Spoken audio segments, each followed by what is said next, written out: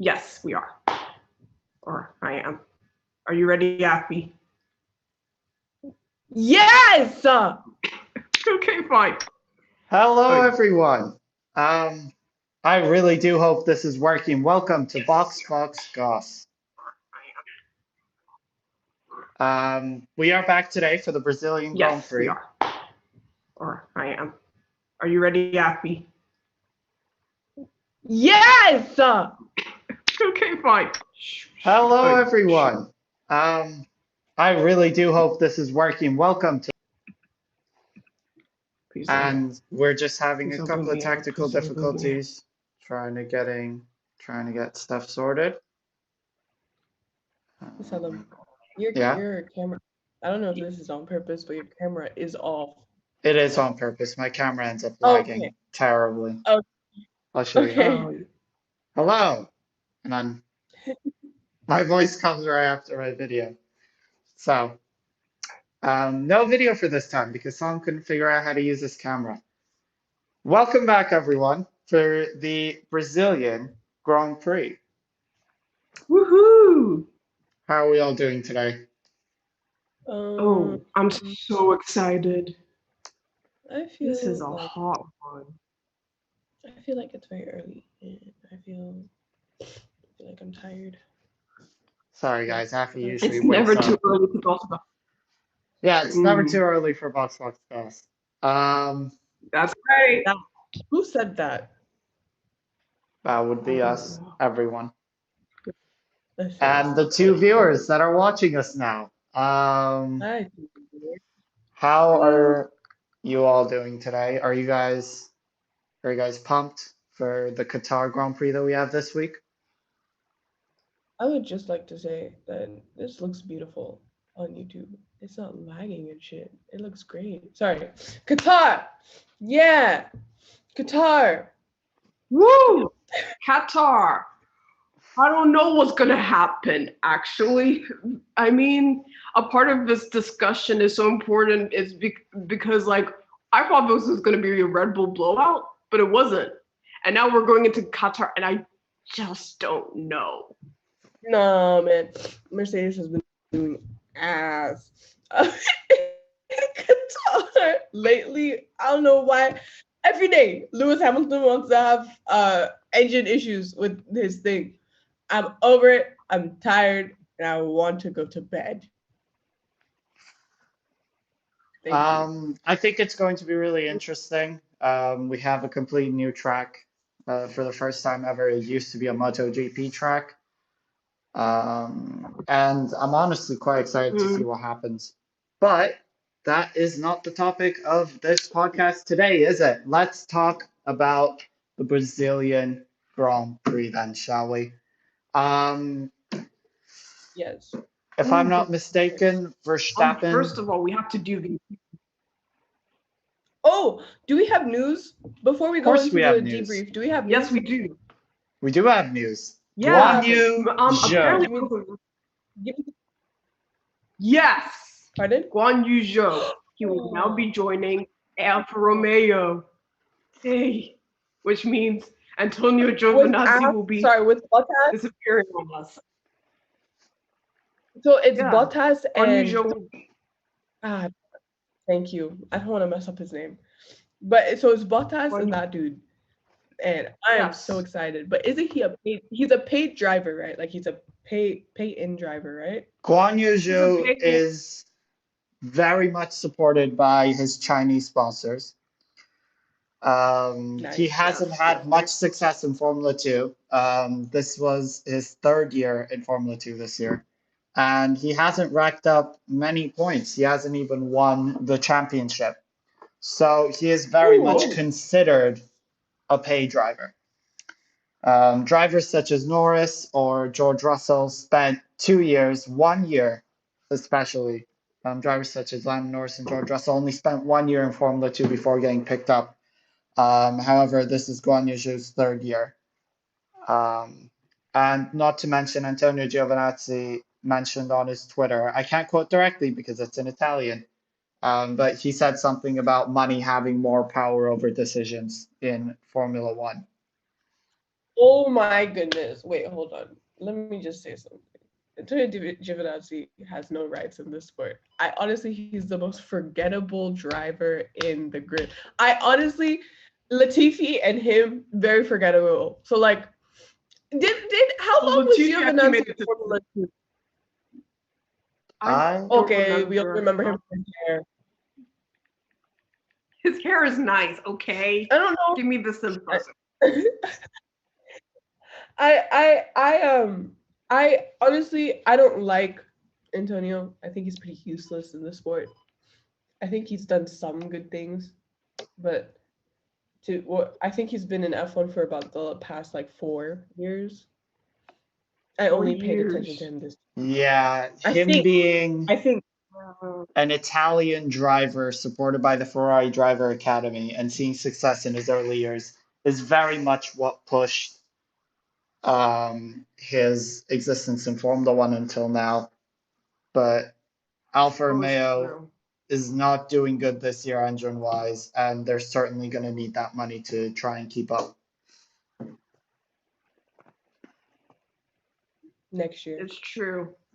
Also, Antonio Giovinazzi only started to get better, become more recognizable in this year. He started making it into Q2, and it's like, I mean, he's been around for a while. Apparently, there's a story about him turning down a contract with Mercedes offered by Vito Toru. Antonio Giovinazzi was given a contract by Mercedes, and he turned it down. That's a load of shit. I can't believe that for 3 seconds. No way did that happen. Mercedes gave Antonio. I find that hard to believe. I say that's a rumor, right? It's a rumor. Welcome to the 2 more viewers who just joined us. Yes. We're talking about how do you pronounce his name? Antonio Giovinazzi and Guan Yu Zhou. Yes. And the change in Alfa Romeo. So next season is gonna be Ass and Guan, right? It's going to be Bottas and Guan Yu Zhou, while Antonio Giovinazzi goes to Formula E. Good for him. He can dominate there, playing with RC cars and shit. Be nice. Their CEO is doing good things. Because they're trying over there. It's a I've never gotten into it. Apparently, Carla Delevingne was there once, so it's like. Anyways, moving on. Was there any other news? Oh yeah, apparently there was a rumor that Audi was going to buy McLaren, and McLaren had to step in and say that's not happening. Oh, good. Audi? Yeah. So a news outlet, I think Autosport, if I'm not mistaken, released a news article stating that McLaren was Audi was about to buy one of the companies that has a huge stake in McLaren, which turned out not to be true, obviously. And McLaren had to put out a statement stating that no, we are not getting bought out by Audi. Calm your pants. Which was interesting, right? Because there isn't smoke where there isn't fire. So either Autosport literally went, we're going to make something up, or there was literally truth to the whole thing. I don't know. Time will tell if that's the truth. I don't think Autosport would make something of that sort up. Exactly. So I'm thinking that between the time that Autosport got the news and they wrote a news article on it, negotiations fell apart between Audi and McLaren. And then they ended up having to act like it didn't happen at all. Which is interesting, to be honest.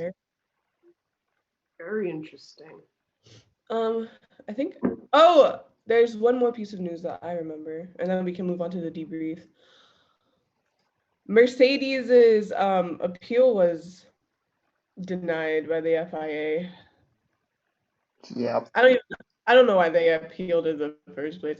There was an article that I just read today. I lied. I read it a while ago. But basically, one journalist said that Juan Pablo said that Max Verstappen was going for the crash in his last moments. So like that part where he went wide, like super wide with Lewis, they think that Verstappen was trying to crash into him. Thank God we didn't have another sprint race where there was a crash. To be completely honest, that's nice. Yeah. But like, I don't know. I don't think a driver would purposely crash in, unless you're like Leclerc in Monaco. But I don't think a driver would purposely crash into something or someone like that. Especially a driver like Max. I mean, I don't think Max Verstappen was trying anything for that. Like, he also has a championship to fight for.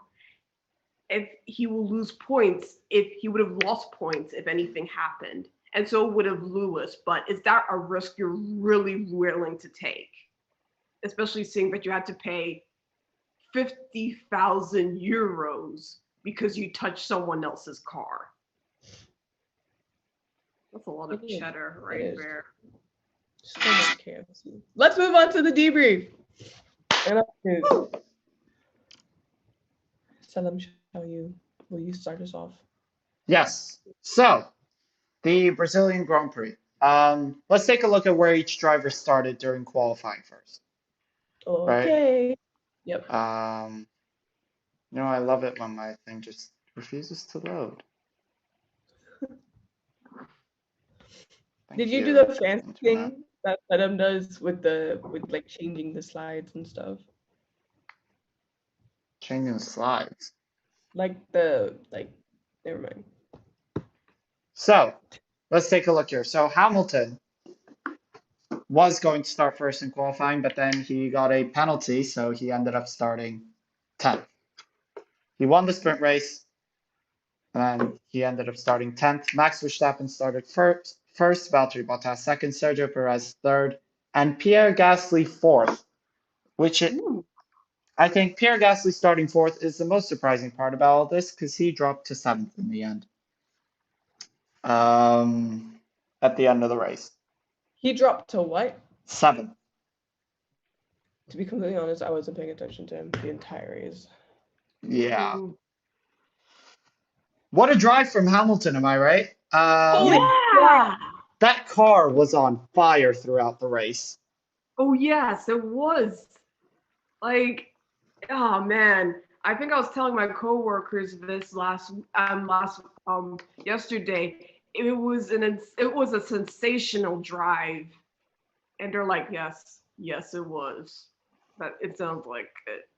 Man can't be beat, and I'm like, it was so good. You should have seen it. Yeah, but no, it was really. It was such a good.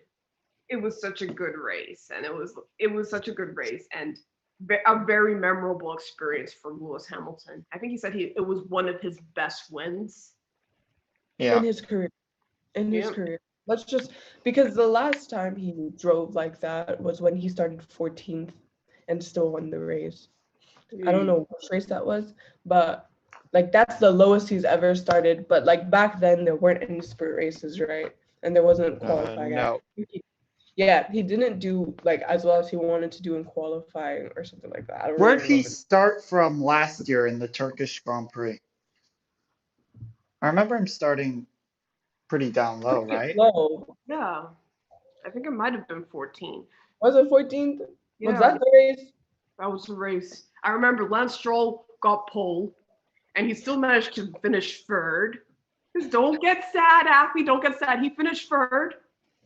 Then Sebastian Vettel was there. Hamilton started 6th, but he dropped to the back of the field at the start of the race, and then he came and got first.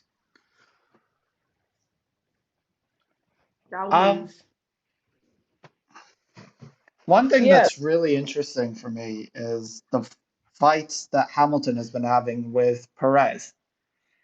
We saw them, especially when Hamilton was overtaking Perez for the first time on the first lap. He came all the way around the outside in the first corner and then Perez took that position back with DRS. I mean, that type of close racing is not, it was much rarer in 2019 than it is now. And honestly, especially their fights through Turkey and even Brazil now, knowing Hamilton's history with Red Bull second drivers and absolutely crashing into them. I think it's great that Hamilton finally can battle properly with the second Red Bull driver without punting Yeah, them off the track. yeah. Um, you don't want to talk about those dark times, but at the same time, there's no way Sergio Perez would have taken that line down. I think that's what contributes to it too. The second drivers at that time for Red Bull were young. They were just getting into the sport. Sergio Perez is a seasoned driver. He would, yeah. So it was quite the battle that he and Lewis Hamilton had during that race, and it's like, no, I guess it's good for him. No one got punted. Everyone finished. Yeah, it's definitely a testament to uh, how capable Sergio Perez is as a driver. Mm-hmm. Oh yeah, it is a very good testament to keeping that Lewis Hamilton on his toes. I would like to add that I totally lost my train of thought. That Sergio did pretty well during this race. Like he did really well, and Bottas finally did something again. So like it's nice to see this, but it was also nice to hear the communication that Mercedes had with their like the people in the booth or in the garage. Because Bottas at a point went, "Hey, are you sure about this?" and thought that they lost an easy 1-2, but turns out strategy. He should become the strategist, to be honest. Bottas, don't go to Alfa Romeo. Stay in Mercedes and become the strategist. I think you'd have a good place there. Obviously, Mercedes can't do jack with their strategy. Maybe you know more, but he was wrong anyways, and they still got. They didn't get 1-2, but they got 1-3. So it was still good to see that. It was nice to also see Mercedes gain a little bit more points, so that the difference between Red Bull and Mercedes isn't one anymore. I can't tell you how much stress that entire week gave me. It was honestly heart attack every single day. It was so bad. I mean, I guess we all have a little bit of faith restored in Mercedes now. Like the way that they were all communicating that weekend, it seemed like they all really did rally together behind making sure that they could get, like, making sure that, I mean, the story wasn't dominated by Lewis Hamilton getting disqualified. I would have never guessed that they would have had that penalty and gone through what they've gone through with Bottas winning the sprint race and Lewis Hamilton winning the whole race. It didn't feel like that type of team. They didn't seem defeated. This race was nice for Mercedes. A little bit disappointing for Red Bull, and I can understand that. But to be fair, Mercedes did get a new engine. So It's honestly great to see the Mercedes team working together, especially across Bottas and Hamilton. I think this yeah. race was a stark contrast to Oh, Russia, or one of those races around those times where they ignored Bottas completely and just really threw the race away. And they were losing the Constructors' Championship to Red Bull at some point. And I honestly think once they realized that, they really were like, okay, team, we gotta sort ourselves out, start listening to Bottas for once. And I think it's working for them. I honestly think that the team championship is as important as the drivers' championship. And I feel like Mercedes is starting to realize that as well. I believe it. Beautiful. Oh no. A little late. Yeah. But about time. Wrong timing. I mean, your free races down, and Red Bull is running away with the championship, and you're realizing this just now. Come on, Mercedes.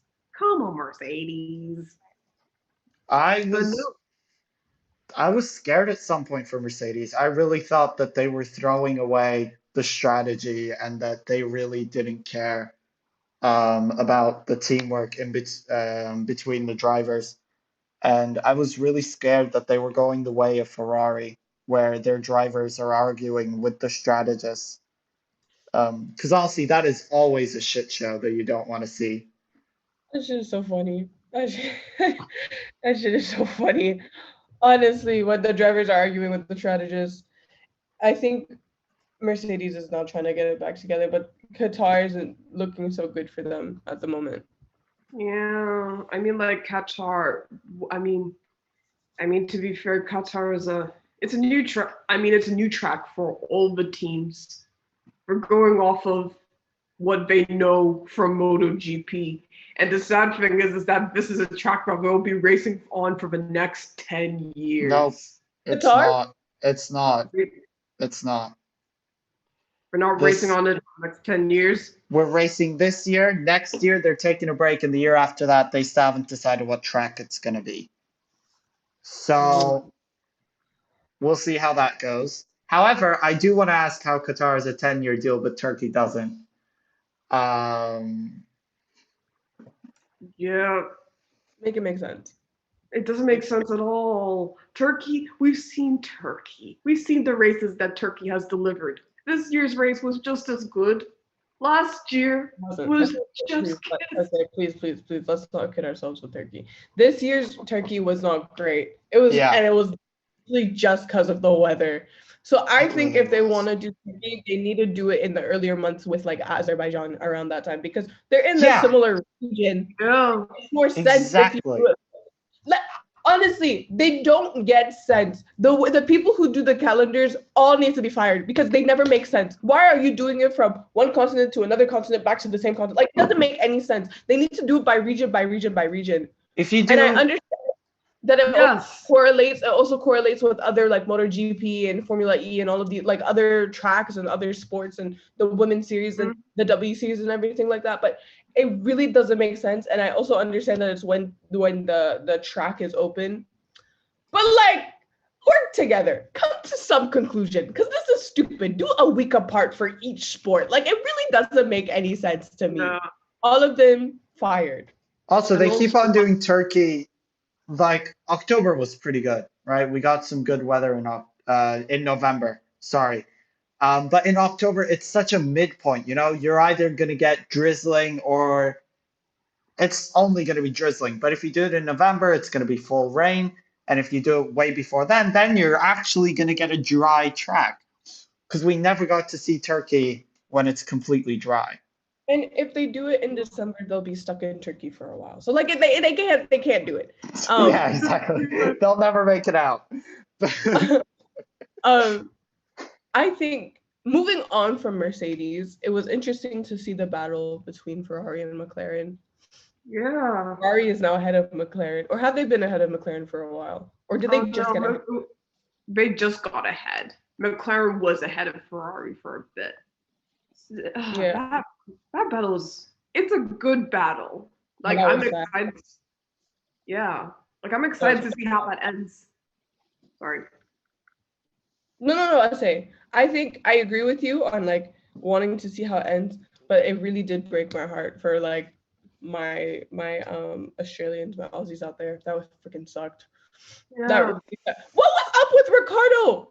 Honestly, at this point, I was actually having this conversation with one of my friends, and he was like, "Do you think Ricardo's a good driver?" I said, "Not really," and he said, "Why?" And I said, "He has his good moments, but that's it. Like, and every once in a while." Mm-hmm. And they're far apart. And the fact that he keeps changing teams, this is his third team. In a time. Yeah, this is his third team. Sorry, I forgot about Renault. Sorry, Selim. But the fact that this is his third team in F1, and he's been in the sport for about 5, 7. 10. Oh. But there are even other drivers who have been in the sport for 10 years and they still haven't flip-flop teams like that. I mean, I'm still waiting for his Sergio Perez reconnaissance where he gets into the right team and he finds his sweet spot and he does great things with the car that he's given. Like, I mean, for me, I want to give Daniel Ricciardo some grace because this is his first year with McLaren. They're going through teething problems. And it's like he also did win in Italy. So it's like, I don't think he's washed. He's not washed. I'm not saying he's washed up, though. I'm not saying that. What I'm saying is, from the get, he has not been the driver who has met my expectations. I love Danny. Will always love him. Will always be a honey badger or whatever. Yeah, but like, honey badger. But I'm not happy with his performance, especially lately. I understand that he has teething problems and there's a new team. And we went through this I said this about Vettel. I said this about Perez for a bit, but Perez has actually been pretty like consistent during the sport. But like either McLaren keeps shunting him and treating him like Bottas, or it's he's just not performing the way I expect him to perform. And I hope next year, without the teething problems, he's better. Sorry. Now, I'm a Ricciardo fan, so it's going to sound like I'm defending him. But let's talk about the technicalities of it. The 2021 Formula One cars are very technically similar to the 2020 cars because of the delay of the new chassis and the new regulations. Therefore, the 2021 cars are basically very similar to the 2020 cars. And the McLaren especially is a car that was going to have a Renault engine in it, but was replaced with the Mercedes very last minute. And Lando Norris has been at that team for 2 years now, 3 years? About 2 or 3. 2 years now. And that car was basically built around him, and Carlos Sainz for that matter, but basically built around him. And we saw that right out of the get-go when he got a podium in Austria last year. And a lot of how a Formula One car handles and a lot of its performance comes from driver feedback. And Daniel Ricciardo came from Renault, and it took Daniel Ricciardo 2-3 years to perform in Renault, and it's going to take him another 2 years to start performing in McLaren. However, the new regulations that are coming in next year certainly help his chances because now that car is somewhat getting built from scratch, and both Lando and Ricciardo are putting input into it. With the new car, I don't dispute the fact that McLaren has kind of built their car around Lando. I completely agree. Yeah. But that's why I say even their team strategy to a point is also built around Lando. It's true. But it is what it is. I think that with the new regulations coming in, and next season is going to be such a blast. I'm so excited. Also, Drive to Survive also this season is also going to be a lot of fun. We're going to have Christian Horner and Toto Wolff yelling at each other. It's going to be such a good time. But moving on, I think the regulations will help. I think a lot of drivers, even Mick, if they have the money to even build the cars, they might even use Picantos. You never know. But like, if it Why? You never know with that team. You know how like apparently there's a rumor that they have like white vans driving in their cars and stuff. Meanwhile, all the other teams have proper buses. Is Haas What was I gonna say? Is Haas gonna get bought out next year? Because there were rumors that it's gonna happen, and at some By who? point, like complete taken over by Mazepin's dad. Because Gene Haas at some point is going to go, this is not worth my time anymore. And how long is that gonna take? I think he'll wait out. Sorry, say go. Oh no, you go ahead and then I'll come in. I think they'll wait till next season. I think if 2022 regulations don't come in and aren't in their favor, then they'll fuck off. But They've been, yeah, sorry. they'll leave. But if it is in their favor, then they'll stay. But if it isn't, then they'll leave. I say. I mean, those 2020 rules and the price cap is built to help teams like Haas. And I'm amazed that Gene Haas decided that this isn't for him in 2019, to be honest. Facts. Like, I mean, I heard rumors about, the driver who shall not be named's dad buying out the team, but then I also heard that Rich Energy would be coming back on board with Haas as well. Rich Energy is not coming back. Oh. Rich Energy is trying to steal publicity from Formula One fans just to make a name for themselves again. But it's just going to be like a boring ass esports team, you know?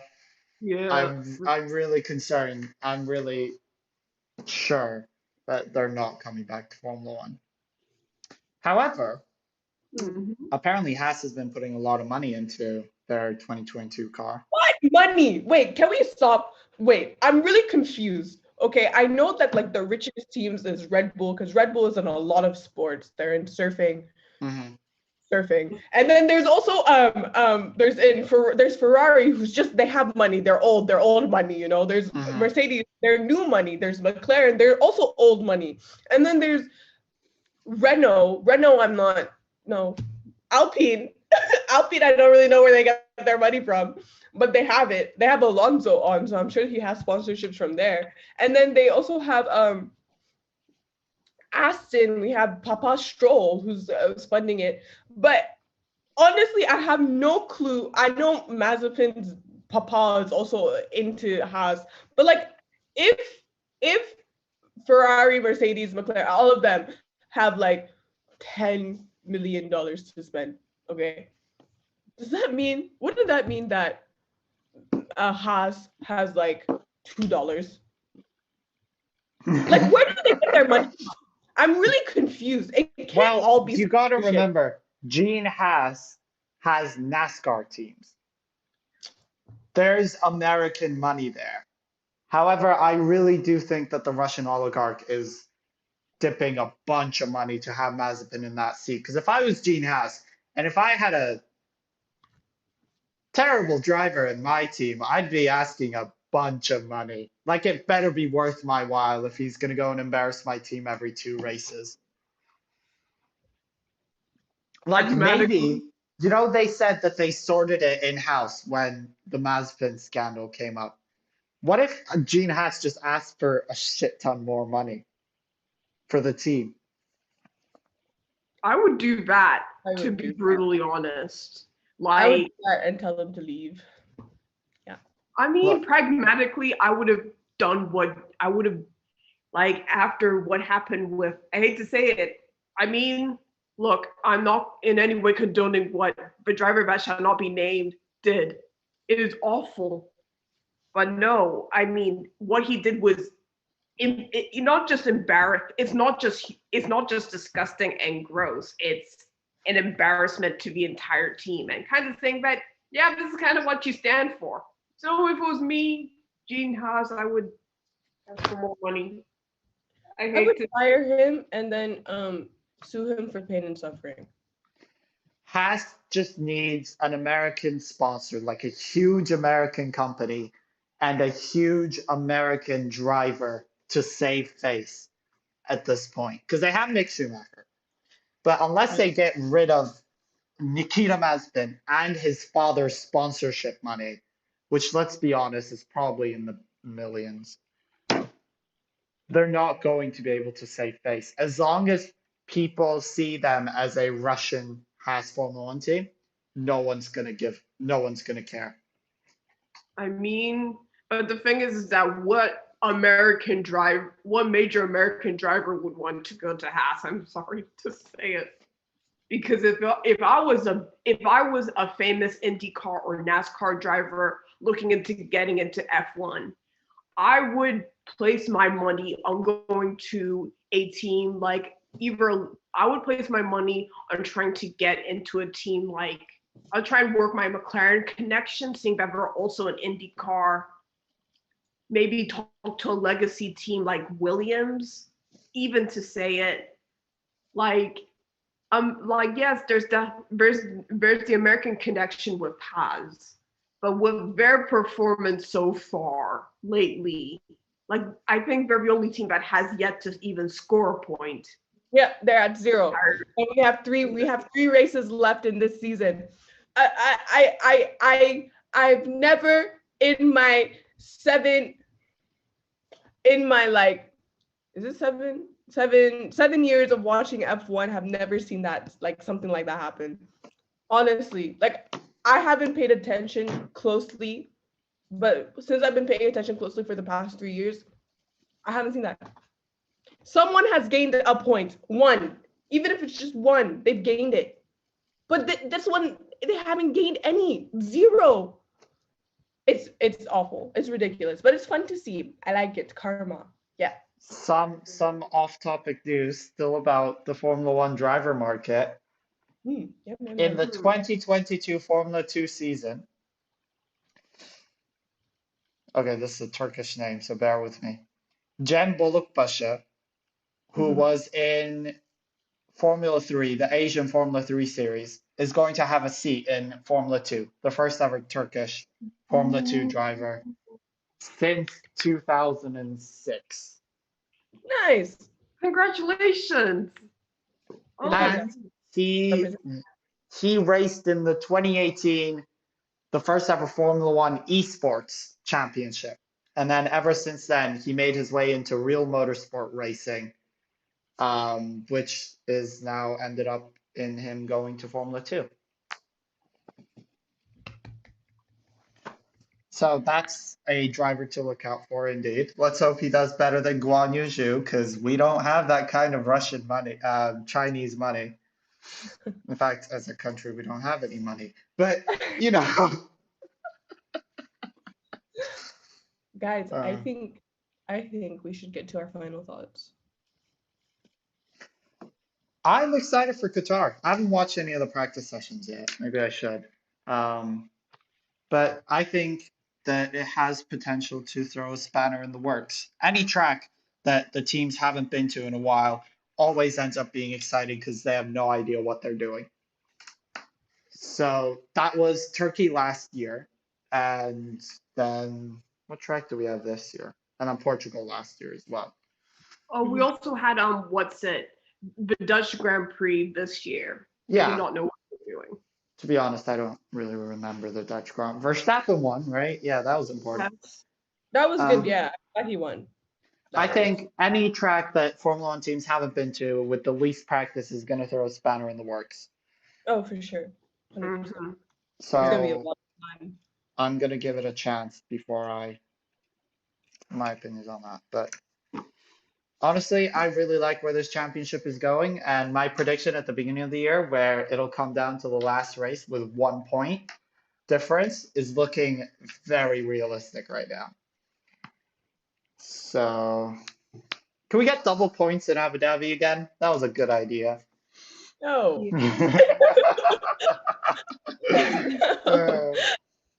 Valtteri Bottas wins the championship. I'm sorry. If that happens, oh god, that'll be so funny. And F1. He mathematically can't win anymore. Yeah. I mean, my thoughts on I think for Brazil, this is one of those races that we're going to be talking about for a very, very, very long time. Is you just had to watch it. it was a fun race to watch. I think if there's any thought that I would have had, it's more so the fact that we didn't get to discuss this, but apparently there was a humongous delay with all the teams getting their cargo in from Mexico to Brazil. And I think it's just a test, and I kind of think it's a testament to F1 that maybe we should rethink the whole triple header ideas. Please. The triple header idea. Please. Actually, I beg because it's so stressful.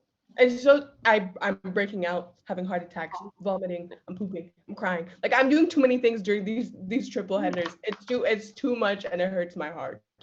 And it's like it's a fraction of that stress for us. Imagine those poor team members, all the staff, all the drivers, and also shit like that, where now they had to pull all-nighters just so that they can make it to the first free practice. I feel like it has to be refought. Otherwise, you're either going to lose a bunch of people or there's going to be a terrible accident that will come down to stress. And neither one of those things is something that I, as a fan, want to see. Please, Formula One, just consider what we're saying here. I don't give a shit. They don't give a shit. It's true. They like money. They like money too much. We're talking about how we hate sprint races, and they decided to add 8 sprint races to next season. I told them. We told them that we should. Yeah. We told them that they should do a capoeira samba dance off, and they decided not to go with that. Who said that? Who said that? You said that? Get off. I would like to. All I would like to say is I'm excited for Qatar. I'm excited for Qatar because it's a new track and I like it. It's fun. And I would just like to have everyone take a moment to appreciate the fact that we are living in the Verstappen Hamilton era. Sorry. Our dad lived during the Schumacher. Which one? Let's say which era? Schumacher, Hakkinen era. Yeah, no. I'm sorry, Schumacher, Senna. Era. But that's too early. Okay, you know what? Our dad was living during the Schumacher era, and we are living during the small Schumacher era, and in the Hamilton Verstappen era. Schumacher era. Small Schumacher, yeah. This is something that is so important. You don't get this often. We don't get to see these big races, these big fights. Obviously, there are always going to be 2 very dominant teams. We haven't had a fight this relatively close since Vettel Hamilton 2015. Yes! That's 6 years ago. Yes. Let's just take the time to appreciate that. Hamilton, I think this was the best race and the best win of his career. What a great weekend for him. Winning sprint race. Did he win sprint race? No, he didn't win the sprint race. That was Bottas. He did well in sprint race. Yeah, he got up to 5th. He did well in sprint race. He did well in qualifying, and he did well in the race. How awesome is that? Hamilton was amazing this season. Verstappen is also doing Hamilton was amazing that race. Verstappen has been amazing this season. And I personally think that Verstappen deserves to win the championship. Others may disagree, but I think he deserves it. He's done so well. And Mercedes, come on. You did one thing right. Let's pick it up now. I want a 10-page document documenting how the point system works and the penalty system works for the sprint races. Because qualifying, if a driver gets pole in qualifying and then he gets a penalty, is that for the race? Is that for the sprint? Does he still get pole? Does he still start first in the sprint? What the fuck is going on? I like to see that too. Yeah, 10 pages. So for the 3 viewers who are here, bless you, but we need that. Thank you. Every Um, single question people can have. Like, Yes. does the sprint race qualify as a championship race? If a driver gets a penalty in the sprint race, is that applied to their sprint position or the race? Like, there's so many small things that need to be clarified. I think, like, I'll love to hear, same thing here. I'll love to get some clarification on it because I mean, it's like, it's exciting. Does it bring in viewers? I guess so. But is it confusing? Absolutely. Like, some things just don't make sense the way it used to anymore. And, like, help us out, Formula One, please. so to conclude, we hate the sprint races. Anyways, I would like to end the stream. You guys have been amazing, and I would just, for the 3 viewers who are here, I'm not sure if you guys are like have been following us from Twitch and the transition to YouTube. We're gonna stay on YouTube because it looks beautiful and our connection was wonderful. Yeah. And hopefully Sedam will be back soon. She's another one of our hosts. And for anyone who's new, thank you for joining. We hope you enjoyed and we appreciate you. And Pit Crew, it was fun. We hope to see you again next time. soon. Yes. We'll see you for Hopefully Qatar. It'll be a good time. I think Qatar is this week, so we'll see you next Saturday. Yeah. Yeah. Same time. Thanks, Bring guys. your coffee and your tea. And your And breakfast. hopefully I'll fix my camera by then. All right. See you, Pit Crew. Bye. See you. Bye, Quick Crew. Okay, the stream is done.